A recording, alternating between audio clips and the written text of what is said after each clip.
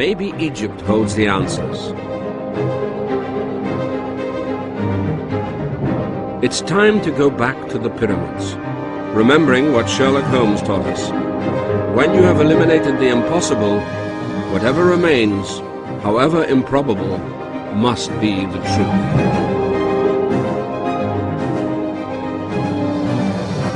In Egypt, a researcher who wished to remain anonymous gave us a trail to follow.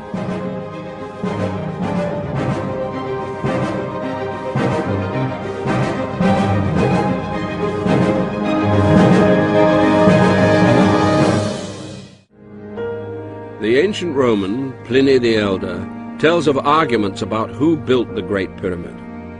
But of all the accounts that Pliny writes about, only one has survived. Herodotus' account is the only one we have left that tells us about the building of the Great Pyramid. It shows how little we really know.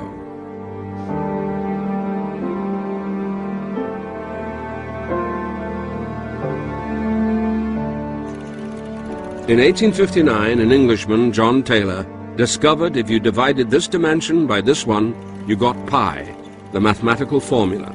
This caused controversy at the time. Some people thought it was an accident. Could it be a coincidence that these particular dimensions give us pi, one of the building blocks of mathematics, science, and engineering?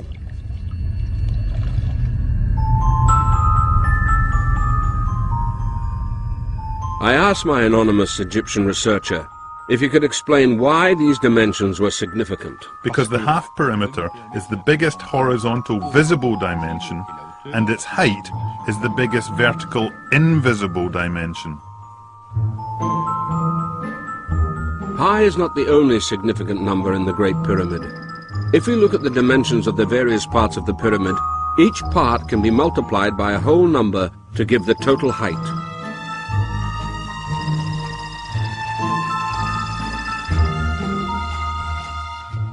The surface of the four sides divided by the surface of the base equals the famous golden number, one of the key principles of aesthetics and design.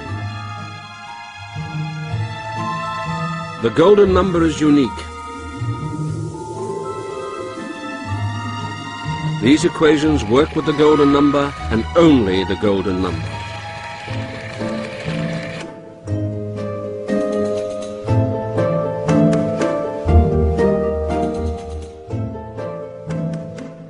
The golden number occurs all over the natural world, in the shapes of plants, in astrology, in the proportions of the human form, in the proportions of great art. The golden number appears to be a constant in the universe.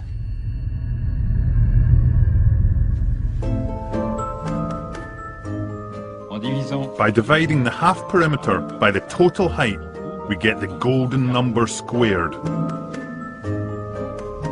And the golden number occurs again and again in the Great Pyramid.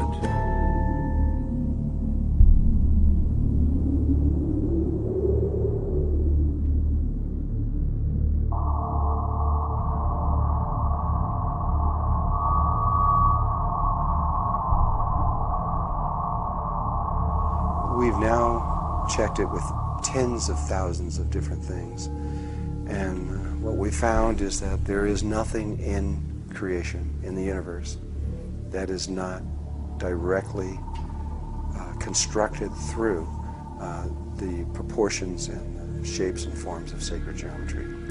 Even things that you would never think were geometrical. You know, if you look at crystals and you look in there and you see the atoms and how they're all arranged, you say, well, okay, I can see that. Or if you look at viruses, every virus is a geometrical little polymer in one way or another, polyhedron. And there are, some things are obvious, some things are not obvious. You look at plants and they don't look very obvious. And that takes a little bit deeper to see how sacred geometry is involved in there. Fibonacci is intimately related to how organic chemistry is unfolded, because the key that is behind everything in the universe is the golden mean, the ratio of 1.6180339, and it goes on forever. And that ratio is something that is crucial to life. Life intuitively knows this, but because it is an infinite, it's not a whole number. It's irrational. There's no place where it ever ends. Life can't work with things like that. So it discovered another way, and that is called the Fibonacci sequence. And that starts out as 0, 1, 1, 2, 3, 5, 8, 13, 21, 34, 55, 89, 144, 233, and it keeps going forever. And if you look at three numbers like 3, 5, and 8, if you have 5, you just look at the last number where it was before, it was just 3, and then you know what the next number is 8. And so life can determine how growth is just by wherever it's at. It can look where it just was, and it knows where it's going. But the reason it's important is because if you divide 3 into 5, you will get a number very close to 1.618. But if you divide 5 into 8, it gets closer. 8 into 13, it gets closer. 13 into 21, it gets closer. And so by using that particular sequence, life continues to move closer and closer and closer to this golden mean ratio. But each time it makes a growth, it actually gets closer to the perfection of that number, because that last number it just was divided into what it is now is always closer than the set that it was before. It doesn't take very long. 13 into 21 is really close to the golden mean. If you divide 144 into 233, you're really close to it. And as things get farther out, they become so close that the human eye can't tell the difference.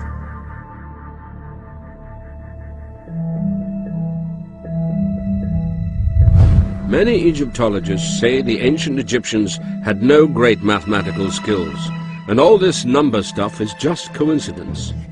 But here's a mathematician's opinion. We meet it so often that the probability of it being due to chance is nil. It is infinitesimal to me. Frankly, it's like 0. It stands to reason, even for a mathematician, meaning someone who can assess probability, that the volume of that pyramid was picked because of its numerous possibilities to reveal through it the golden number.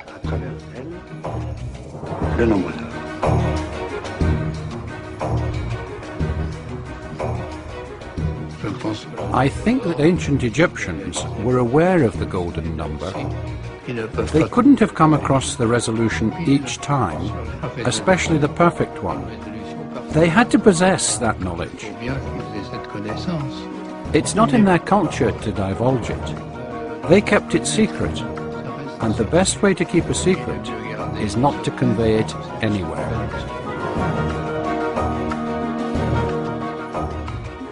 It's no secret, it's simply closed. Geometry is the sensitive part of mathematics, and just like mathematics, it's a language. The golden number, or golden ratio, often occurs in classical architecture. We can see it in great buildings like the Parthenon and many of our medieval cathedrals.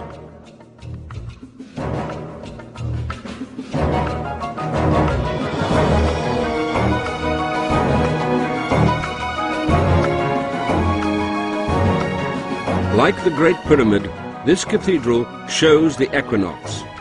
This circle indicates precisely the position of the sun on the horizon during the equinox.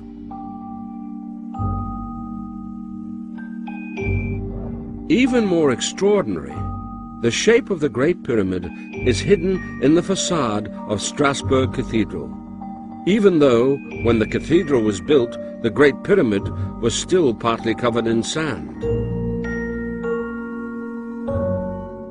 The builders of the Great Pyramid certainly knew what a meter was. They used it with pi and the golden number to determine the length of the cubit.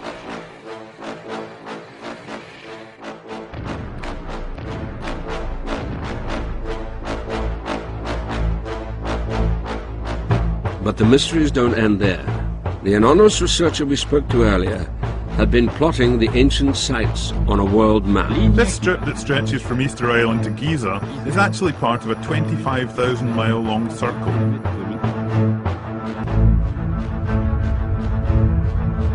This 100-kilometer wide circle goes through many significant ancient sites across the globe. In Peru, it passes through the Paracas Drawing, the Nazca Tracks, Ollantaytambo, Machu Picchu, Cusco, Sacsayhuaman, and the Paratoari Pyramids. In Africa, it crosses Mali and the mysterious Dogon lands, where they knew the stars Sirius B and C before any astronomers. Algeria and the Tassili Nijar, with its painted Martian god. In Egypt, it goes through the Siwa Oasis and its Zeus Ammon temple, and through the Great Pyramid at Giza. Next, it crosses Petra, Ur, where Abraham was born, Persepolis in Iran, Mohenjo-Daro in Pakistan, where the unreadable writing was found that is so close to the writing on Easter Island. Then it crosses sites that have always been known as the homes of the gods, Khajuraho in India, Phayé in Burma, Sukhothai in Thailand, Angkor Wat and Prahiar in Cambodia. And it ends with the most isolated and mysterious place on Earth, Easter Island. There is an astonishing accuracy to this alignment. Although many of these sites date from different times, most were built on the ruins of more ancient sacred sites. At some remote point in the past, someone had built a series of sacred sites on this line, circling the globe. The circle was as long as the equator, but the mystery doesn't end there. If we take this circle as an equator, then its north pole will be located here, and the triangle formed by this point, Nazca and Giza, exactly matches the shape of the Great Pyramid. The distance between Nazca and Giza equals the distance between Teotihuacan and Giza. The same is true of the distance between Angkor Wat and Nazca, and between Mohenjo-Daro and Easter Island. The distance between Easter Island and Giza is 10,000 times the golden number. The distance between Angkor and Giza multiplied by the golden number equals the distance between Giza and Nazca. And the Giza-Nazca distance multiplied by the golden number equals the Nazca-Angkor distance.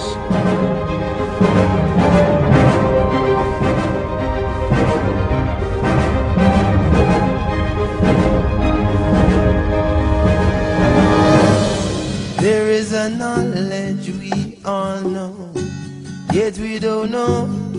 Yet we don't know. There is a knowledge we all know, yet we don't know. Yet we don't know. We are one.